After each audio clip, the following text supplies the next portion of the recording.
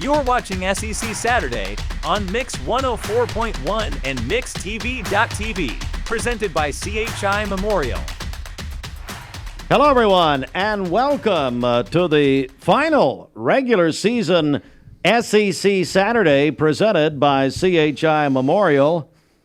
And let's see, I think we're missing one here. Yep. But I want to go over to Commissioner Josh Rogers, Jason Cox. Good morning, or whatever it is. Good morning, good afternoon, whatever it is. Yeah, good morning. Good morning. To see you guys. Yeah, good morning. Hey, in baseball, if you hit 500, you're doing pretty well. I think Shelton's hitting about 500 being here this season. Yeah. So it's pretty good, I guess. Well, he always talks every year about, this is my last year, I'm not coming back next year. I'm retiring from this. And I guess, the dogs sent him into early retirement this year. No, Whoa, boy. Well, let's pick up right there. And Jason, I want to begin with you.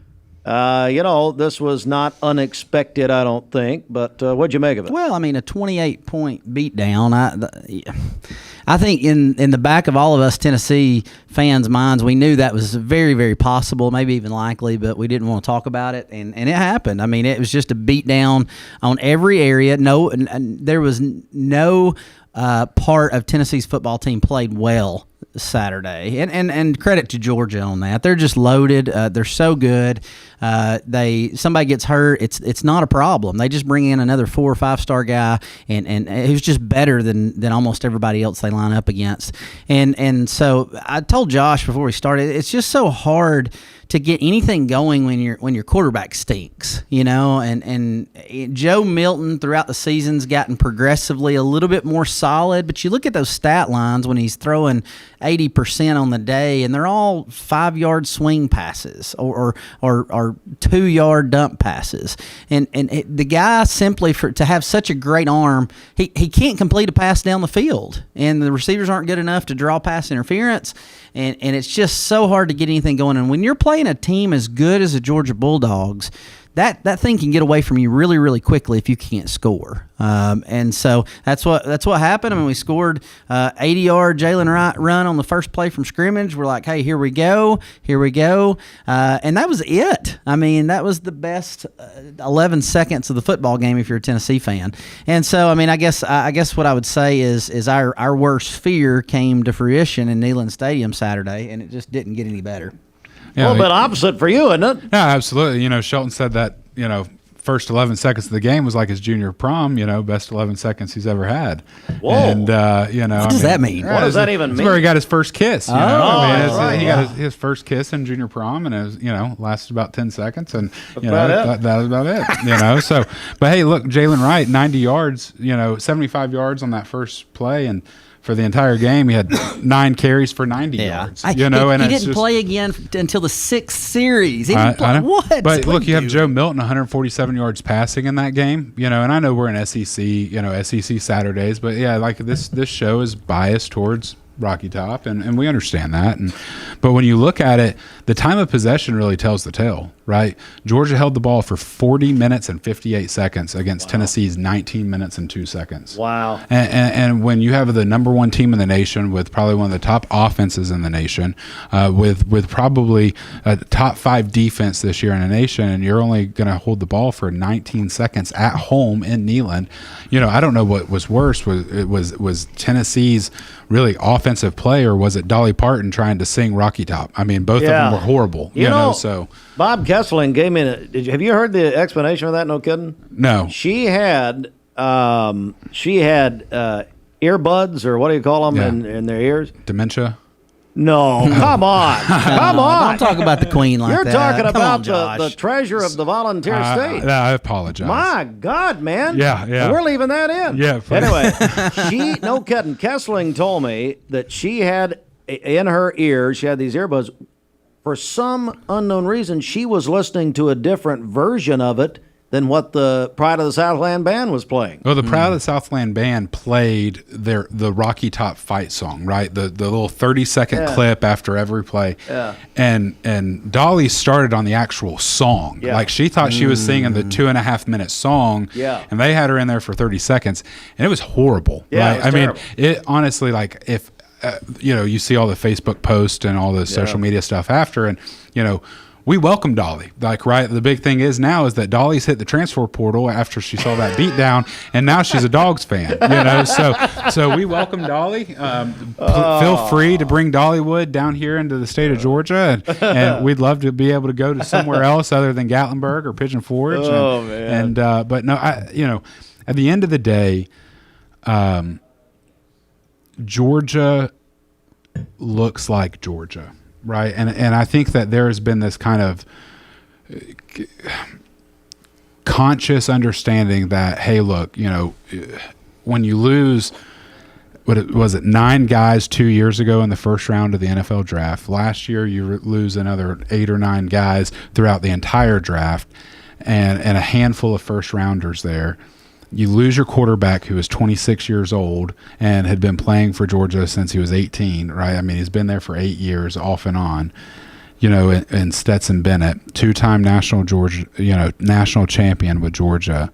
There's that kind of understanding, like, we might not be that good this year. Hey, we're winning. We're winning. And those games all year, I've kind of sat there and said, like, I don't know, we probably lose against Florida, or we'll lose against Missouri, or we'll lose against this person.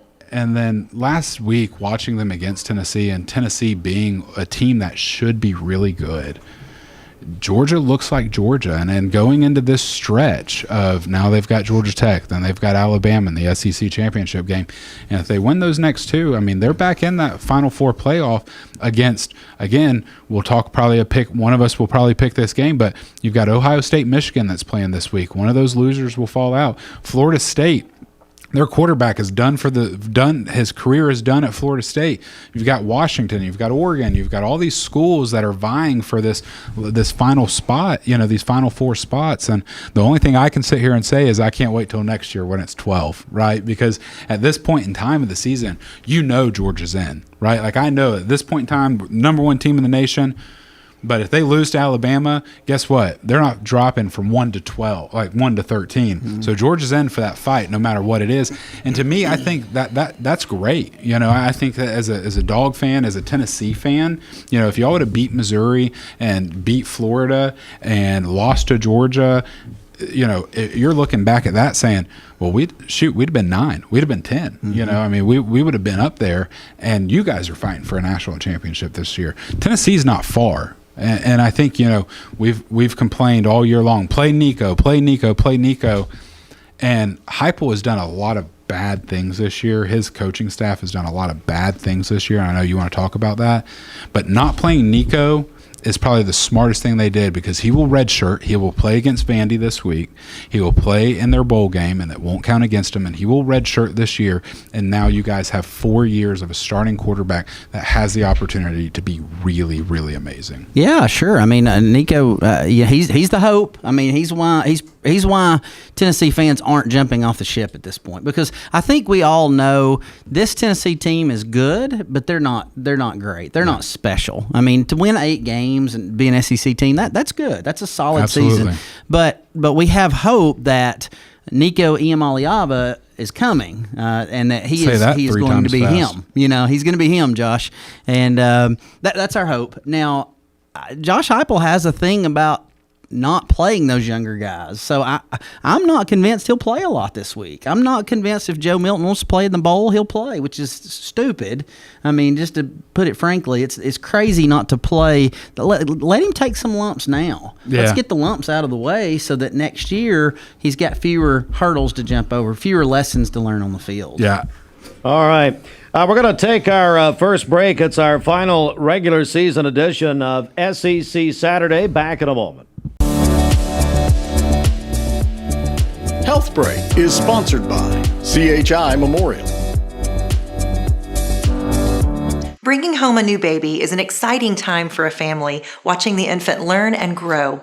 But these times bring many questions as well. That's why Dr. Matthew Campbell says that well baby visits with a pediatrician are important. It's making sure they're growing well, they're developing well, that they have good interaction with parents, siblings, peers. If you can catch things early, you can hopefully minimize and sometimes even reverse some of those delays so that you don't have long-term consequences.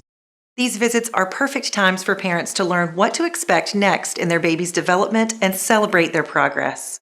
The other big piece that we're looking for is making sure from a preventative standpoint that we can keep them safe. So vaccines are something that we do at the 2, 4, and 6 month visit, and again at 12, 15, and 18 months. To learn more, visit us online at memorial.org. You're watching SEC Saturday on Mix 104.1 and MixTV.tv, presented by CHI Memorial. Welcome back, everyone. SEC Saturday, presented by CHI Memorial on Mix 104.1 and MixTV.tv. It is the final week of the regular season. We're counting down to Vanderbilt at UT on Mix 104.1 at 3:30 kickoff. But, guys, let's pick some games now. Let's start with Kentucky at Louisville. Jason, I want to begin with you. Well, I mean, Louisville's really good this year. Kentucky's had a disappointing year for sure. They lost last week to South Carolina. Is that right? And I know Mark Stoops is really, really disappointed in that. So give me Louisville, and I think Louisville wins this one big. Josh? Yeah, I think I'm going with Kentucky on this one. It's a 7-point favorite for Louisville. Louisville's 10-1 on the year, which is very surprising when I looked at that. I hadn't even known that Louisville was this good this year. In that top 10 kind of ranking there, but this is a tricky game. It's a rivalry game, in-state rivalry game, and I think that the punches come out, and I think that Kentucky comes home with a win here. All right. Moving on, Texas A&M, which had the first big firing of a coach and, of course, sent him away with $76 million plus in Jimbo Fisher. A&M will be at LSU. But before this pick, we're going to interrupt this broadcast for the Wholesale Supply Group. American Water Heater hot seat for the coaches. Final week of the regular season. Josh, what do you got? Who are you looking at? Who am I looking at for as this far as week? hot seat? Yeah. Well, I think obviously Jimbo's gone. I think that you look at some other some other coaches that are out there, but my coach's hot seat this week is somebody who is actually coaching in this game that we're about to pick, and it's Brian Kelly. This man has come in and they took him to the SEC championship last year, and I get it, but they really weren't that good. If you remember last year, they weren't that great of a team. Here we go again, 8-3 on this year. Having Texas A&M come to them and play. You got a coach that got fired at Texas A&M. If they win this week, they're 8-4. If LSU loses, they're 8-4. That's right. So is that good enough to be LSU? I don't know. So, and I think there's obviously some other coaches on the hot seat as well. I think you look at Deion Sanders at Colorado. I think that the hot seat? I think that he's not. I think that seat is getting warm for somebody else because I think Deion might be gone and be heading somewhere else. I think there's a couple other positions that are going to be opening up. Obviously, South Carolina, Florida, and Kentucky, like we talked about last week, are all hot seats as well. All right, A&M at LSU, Josh. Yeah, give me the Aggies to win.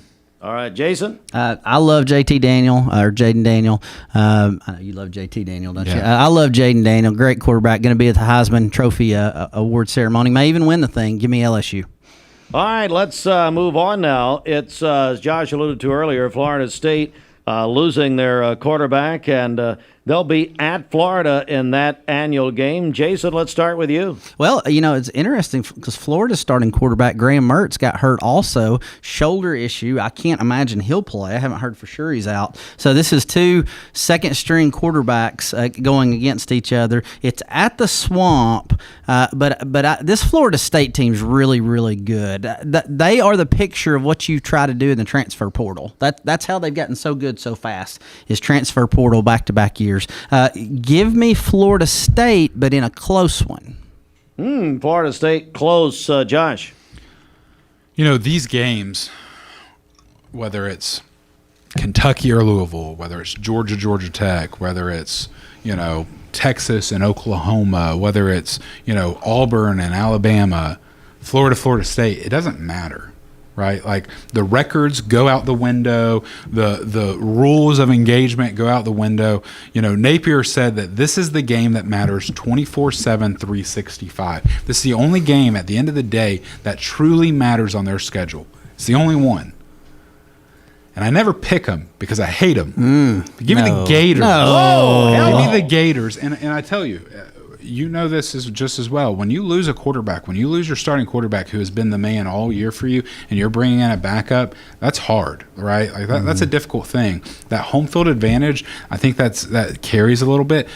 Florida State's only a 6.5 point favorite in this game. Only 6.5 points. The number 4 team ranked right now. That number is probably going to change a little bit. Give me Florida. Yeah, and Florida's quarterback they brought in the other night after Mertz got hurt, he's pretty solid. He's fast. And I think he can throw the ball. will probably be back. You think so? Mm-hmm. All right. All right. Well, it is the annual tradition that is the Iron Bowl as Alabama will be at Auburn. Josh, we'll start with you. War Eagle. Oh, give me, give me. What? Listen. I hate them both. Like again, as a Georgia fan, like you're born to hate Auburn. Yeah. But listen, I mean, this is on the line for the SEC championship, right? Like they're already in. Alabama's already in, but I just need them to have another loss, just in case Georgia loses to Alabama in the SEC championship. It sure be great to lose to one more loss Alabama that's way out of the picture.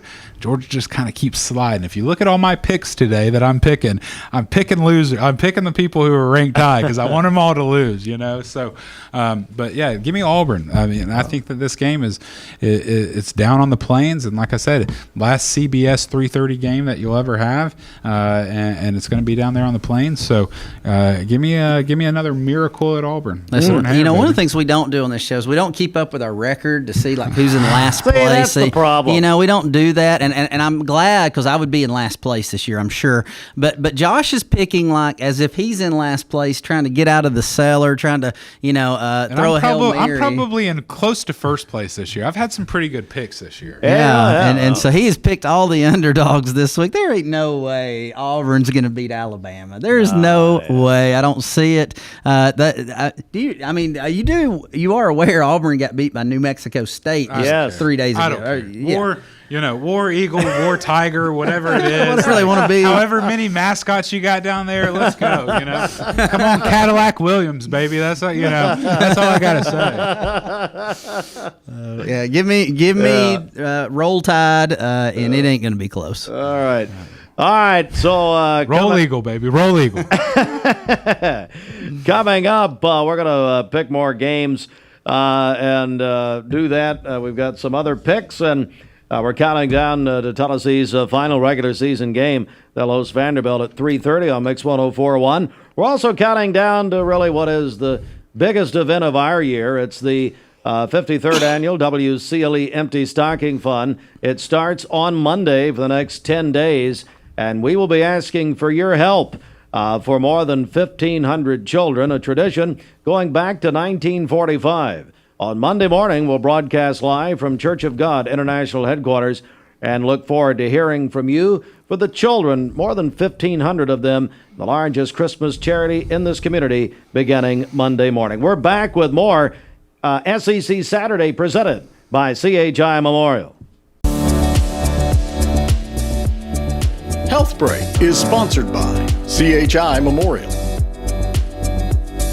In addition to top-notch medicine, CHI Memorial offers arts and health programs and music therapy for patients.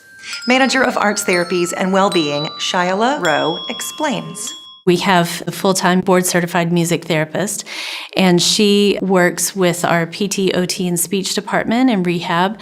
She does some neurologic music therapy for patients who've had strokes or brain injuries or Parkinson's disease. Music cues help patients work on thinking skills, dexterity, even swallowing function.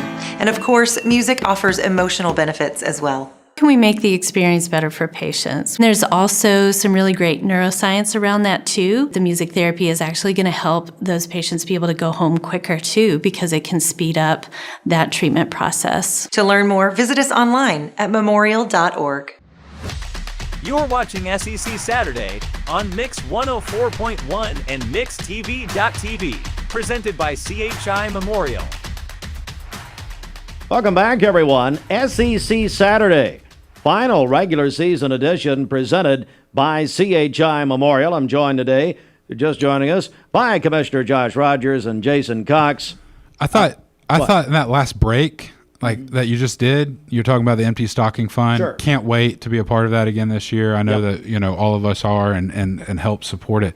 But I thought we were going to have a little copyright infringement. Did you hear him start talking? I thought he was going a little Jim Nance there. A tradition like none other. Like, what is this? The Masters? Egg salad sandwiches. Yes. I thought we were getting a little Mastersy there. A little Jim Nance. Yeah. Nance. We have mutual friends, so I can, I think I can get out of a lawsuit. A tradition like any other. A tradition unlike any other. All right. Well, guys, I'll tell you what we're going to do. Let's do this. Let's go to another game that you're watching today or that you're looking out for outside of the SEC. Of course, this has been our first year concentrating on the Southeastern Conference. It broadened our horizons this year, and I think it went pretty well. So, Jason, I want to start with you. What other game are you looking at? Well, there's a big one in the Big Ten. Ohio State at the Big House in Michigan. Of course, there's a lot of noise surrounding that Michigan program over the last few weeks. So Coach Kaki and his scandal going on up there. But these are really, really two good football teams. And it's likely the loser is out of the playoffs. We'll see about that. But so this is going to be a fun game to watch. I'm going to take Michigan in spite of the noise. I'm going to take Michigan with that ground game they have that's just so devastating to knock off Ohio State and to move on to the playoff. I want to ask you guys a question, Josh, before you pick this game. I mean, look, if you're ranking rivalries in college football, here is the weekend to do it because, they call it the game. This is traditionally the most watched college football game of the entire year, not counting like the championship. It beats all the other bowl games. This one does. It beats the championship games. This one does. Wow. And that's just TV ratings and interest from the nation. Then, really, the other one is the Iron Bowl. And I'm talking about nationwide, not just here in the SEC. Where do you rank? So it's interesting. Josh, where do you put this game, Ohio State, Michigan? Try to take your dog hat off for a second. Where do you put this? It's a good game. I think there's some other games that are out there as well. I think that, Texas and Oklahoma, right? I think Florida State is another big game. And not as big, but especially just in our region. And if you look nationwide, USC and Notre Dame. Right. That's another huge game that has always been, a big battle and it always gets blown up as well. I think this is one of the biggest games of the year. I think, if you're a Big Tenner and, and even if you're just a college football fan, I hate both of these teams with a passion. Right. Like, my mother-in-law is a huge Ohio State fan. She's from Ohio. And so our family hates Michigan with a passion. I think that, and then you look at Ohio State and kind of, we've got some mutual friends that we don't know if he's a Tennessee fan or if he's an Ohio State fan. Excellent question. So we try and figure that out, and because of him, we hate Ohio State. So it's just like, what do we do? So it's hard for me to choose this game. I think with what Michigan is doing, I think in how they have played this year, I think with all the hype and all the, drama that is surrounding, them cheating and the scandals and all this, I think that Michigan, and Harbaugh being suspended for 3 games and trying to play to win, this being at Michigan, I think the weather is going to play a big part in this. I think kickoff at noon. I think it's supposed to be about 35 degrees up there. I think heavy winds, possibly some forecasted rain, some different things like that. But no, I agree with you. I think that this is a huge game. So you're going Michigan, and you're not going with anybody. If I want to be in the good graces of my mother-in-law for the rest of my life, I will have to pick Ohio State. But if there was a way for both of these teams to lose, it would be a great day. And I'm going to make a pick here. I'm going to go with Ohio State. I think they're going to win on the road. All right. So that's Jason's game. Josh, what's your game? Yeah, heading out west, Washington State, Washington. The Apple Bowl, and this is another one of those things where it's like, hey, throw out the record books, throw out everything. This game is all about the most hated rivalry in that state. And give me Washington State to upset Washington this week. And that is a game. They made the announcement with with Washington going to the Big Ten next year, they're still going to keep that rivalry going. And I hope that is something that can continue, these huge rivalry games. I'm going to pick a game outside the SEC. I'm going to go with the FCS playoffs. UTC, the Mocs, will be at Austin Peay today, later on, a matter of fact. And I'm going to go with the Mocs to win on the road. All right. Tell you what, let's do some quick picking here. Did I miss anything? We okay? Yeah, I think we're still great. Going here? Mm-hmm. Yeah. All right, so let's do this. We're going to do a grab bag of games. I just want to get a quick strike from each of you. Let's begin with Georgia. So, Josh says at Georgia Tech, is that right? It is, yeah. All right, so Georgia Tech, we'll start with you. Yeah, give me Georgia to win, but not by the points. 24-point favorite Georgia. I think it's to be a closer margin than that. Jason. Yeah, there's a line in your fight song that talks about Georgia Tech, so I'm going to take Georgia in this one too. Yeah, obviously. Let's go to Clemson at South Carolina, Jason. I'm going to go with South Kakalaka here. I think it's at home. Spencer Rattler, he pulls a rabbit out of his hat once or twice a year, it seems like. Give me South Carolina. They need it to get bowl eligible to upset Clemson. Josh? Yeah, give me Clemson and Dabo's last game in Clemson, South Carolina. What? We missed that from the American water heater hot seat with wholesale. Heading to Texas A&M. Okay. Okay. On the final regular season show, we will be back, by the way, with a show before the UT Bowl game. That would also... we might be back here in a couple weeks for the SEC championship game. Why? This is SEC Saturdays, and we need to do an SEC Absolutely championship no one game. cares. Said why? We can pick all the other Well, you championship know what? We games. do it. We'll do it. We don't have anything else to do. What else are do we got to do? All right. Vanderbilt will be at UT. Today, 3:30 on Mix 104.1. Our coverage presented by TVMCU. Josh, let's start with you. Anchor down, baby. Anchor down. But not too much. No one knows what that means. They don't? Well, I don't. Go Vandy. Anchor down. That's Vandy's little fight. Yeah, everyone knows what the Vandy fight song means. Yeah, that's good. They're barely in the SEC, Jason. I mean, I don't even know. They draw a paycheck from the SEC. Okay, that's about it. They play baseball. They do play baseball. No, Tennessee, I think this game's at home in Knoxville, right? Vandy has no chance whatsoever to win this game. Tennessee will win another game, and we will, maybe we could do this game remote. Maybe our SEC Saturday remote when we all head over to Nashville for the Music City Bowl for Tennessee. So, it'll be a great game. Oh, dear. He's still twizzling a knife, Jason. Over to you. It's Gator Bowl. We're going to Jacksonville. Is that what it is? I'm still not excited about it. Better than the Birmingham Bowl, That's true. So, yeah. I'm not so sure this will be a blowout. Tennessee is a walking mash unit right now, this is going to be Vanderbilt's Super Bowl. And honestly, they may be fighting for their coach's job. I don't know. Again, I don't know if Vanderbilt cares enough about football to fire a coach, but they might be. And so I do think Tennessee wins. I hope Tennessee wins. I'm certainly not sure of it, but give me Tennessee in a close one. All right. And we're looking forward to that. Guys, thanks so much. Our final regular season show. We'll come back, what? No, I think this was a great season. I mean, me and Jason have enjoyed doing this, being here every single week. Yeah. I missed 1 week due to COVID protocols I missed one. Had to social distance. Yeah. Wish that would continue, but that's fine. Well, we're just super excited that we could be here to support Mixed TV, support SEC football. Yeah. And you really, I don't know about you, my back is hurting. I think your back is hurting too from carrying the show all year. And, we miss Shelton, and hopefully next year you can show up to at least more than 2 shows. Wow. Yeah, and thank you to our sponsors. We couldn't do it without our sponsors. We love getting to talk football. CHI Memorial, American Water Heaters. Yeah. Yep. So thank you to all of you folks that kind of carry that for us and give us the opportunity to do this. So. All right. We will come back. Yeah, we'll do a show before the SEC title again, and then, of course, come back for the UT Bowl game. That's it. We're getting ready to go to the Vol Network. Kickoff at 3:30. Vandy at Tennessee here on Mix 104.1. Thanks to Gideon Ratcliffe and Austin Chadwick, our producers this season. To the Vol Network.